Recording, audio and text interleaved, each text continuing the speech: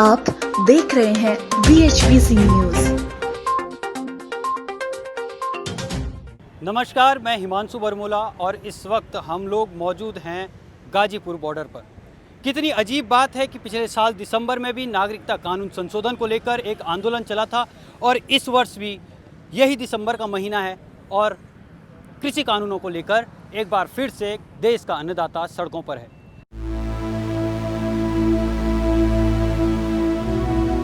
आज देश चला रहे लोगों को सोचना और समझना होगा कि अगर आज वो इस स्थिति में पहुंचे हैं तो संघर्ष करके पहुंचे हैं।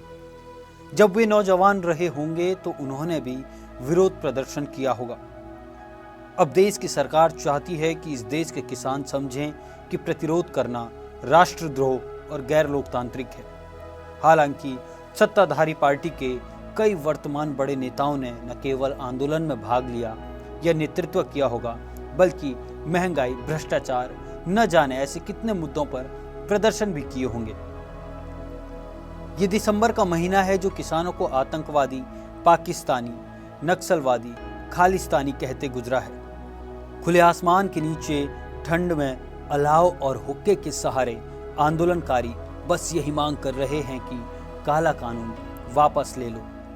लेकिन कुछ नेताओं को यह रास नहीं आ रहा है और राजनीति में आंदोलनकारी करने वालों को दलाल कहा जाने लगा है। लेकिन इन सब के बीच किसान आज भी चौधरी चरण सिंह और बाबा टिकैत को अपना आदर्श मानते हैं और आज के समय में इन्हें याद भी कर रहे होंगे। महेंद्र सिंह टिकैत जैसा कोई किसान मसीहा शायद ही कोई हुआ हो। किसानों के मध्य उन्होंने अपनी एक ऐसी छवि बना ली थी कि उनकी एक आवाज पर लाखों किसान इकट्ठा हो जाते थे। उन्होंने कई किसान आंदोलनों को अंजाम दिया, फिर चाहे गन्ना मूल्य की समस्या रही हो या फिर पानी की। किसानों के मध्य उन्हें बाबा टिकैत के नाम से जाना जाता था। उनके हुक्के की गुड़गुड़ाहट की आवाज से अच्छे अच्छे अधिकारियों के पसीने छूट जाते थे। चौधरी टिकैत ने कहा था कि सरकार की गोली और लाठी किसानों की राह नहीं रोक सकते। टिकैत का प्रभाव सूबे से लेकर देश की राजनीति तक में था,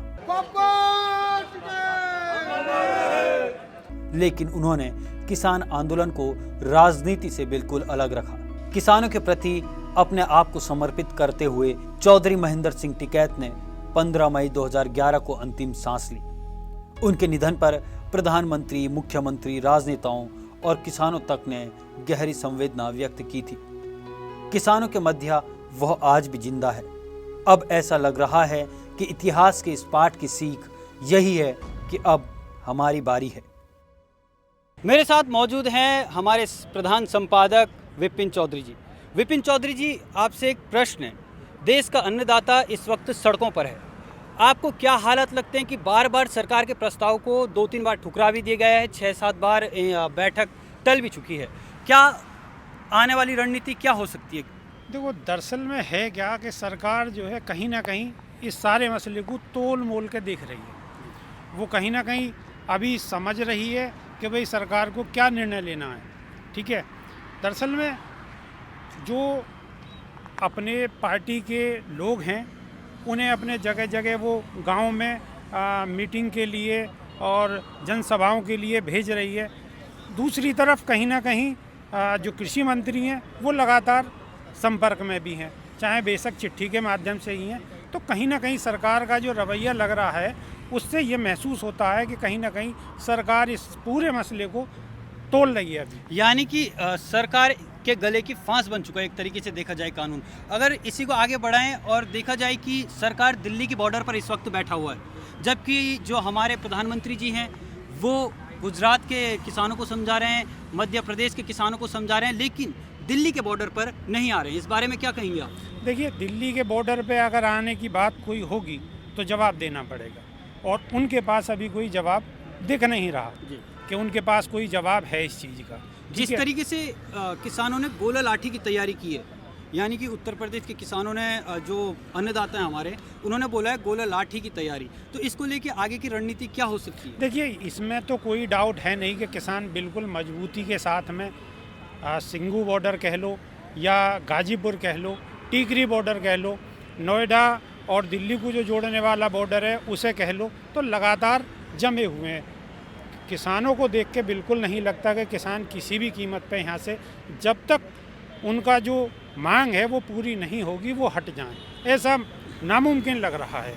जी दीपांश, एक सवाल, जब भी भारत में कोई आंदोलन होता है, बड़ा आंदोलन, तो उसको किसी न किसी से जोड़ दिया जाता है। जैसे नागरिकता कानून संशोधन जो पिछले साल दिसंबर था, इस वर्ष की शुरुआत भी उसी के साथ हुई थी और इस वर्ष का अंत भी किसी आंदोलन के साथ हो रहा है। जिस तरीके से किसी न किसी आंदोलन को किसी के साथ जोड़ दिया जाता है, यानी कि जैसे पिछली बार नागरिकता संशोधन हुआ था तो आतंकवादी, पाकिस्तानी, इनसे जोड़ दिया गया था। इस बार भी सेम किसान आंदोलन है, खालिस्तान समर्थित, चीन से फंडिंग, पाकिस्तान की बात की जाती है, नक्सलवाद। देखिए मंचू, आपने सवाल किया कि जोड़ दिया जाता है कृषि कानूनों को, मतलब किसी भी चीज़, किसी भी आंदोलन को, अब चाहे कृषि कानून के विरुद्ध में आंदोलन हो रहा है, जोड़ दिया गया है पाकिस्तान से, खालिस्तान से या किसी अन्य तरीके की फंडिंग से।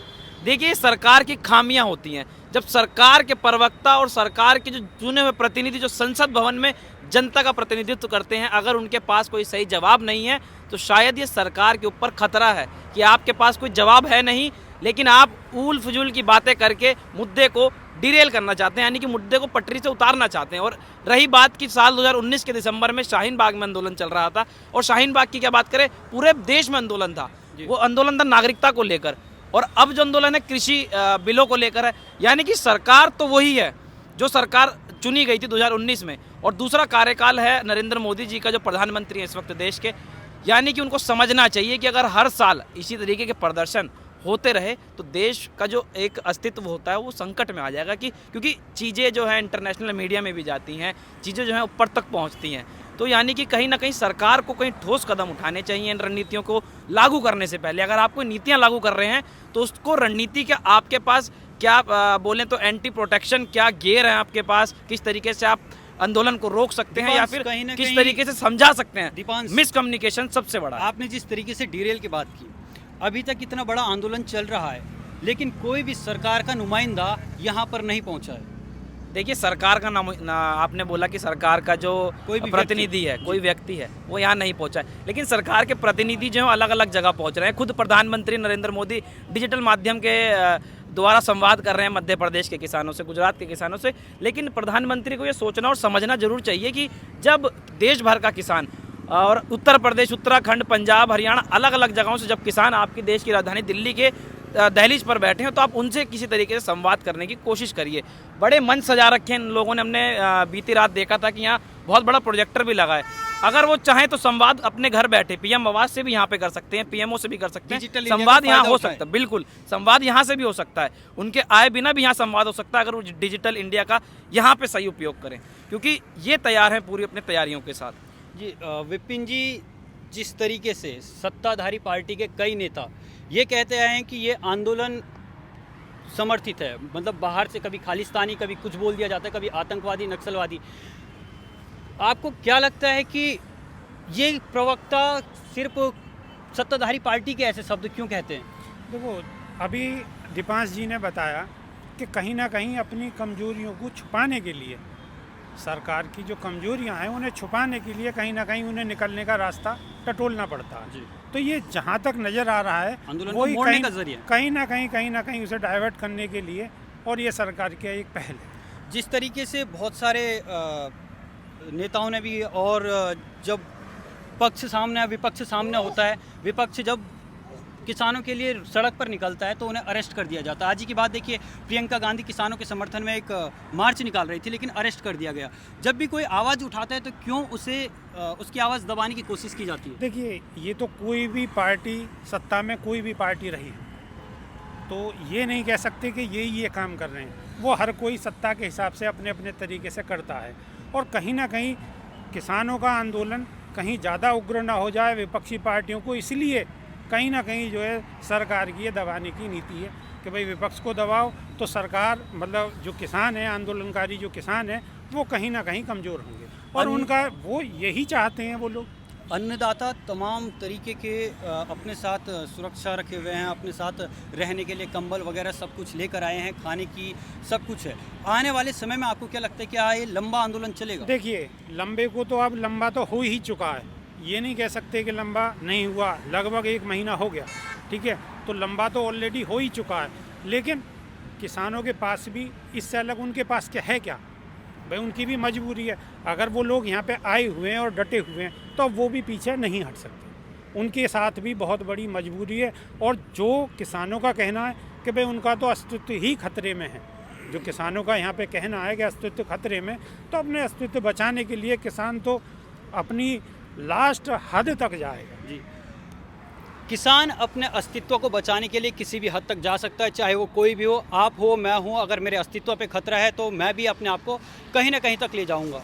तो ये थे मेरे साथ मेरे सहयोगी दीपांश यादव और हमारे प्रधान संपादक विपिन चौधरी। लाइक, शेयर और सब्सक्राइब ज़रूर करें।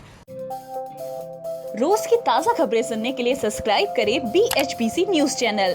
साथ ही रोज के नोटिफिकेशन जानने के लिए दबाएं बेल आइकन। साथ ही हमें अपनी राय देने के लिए हमारी वीडियो पर कमेंट करके बताएं और वीडियोस को लाइक और शेयर करना बिल्कुल ना भूलें। आप देख रहे हैं BHPC न्यूज।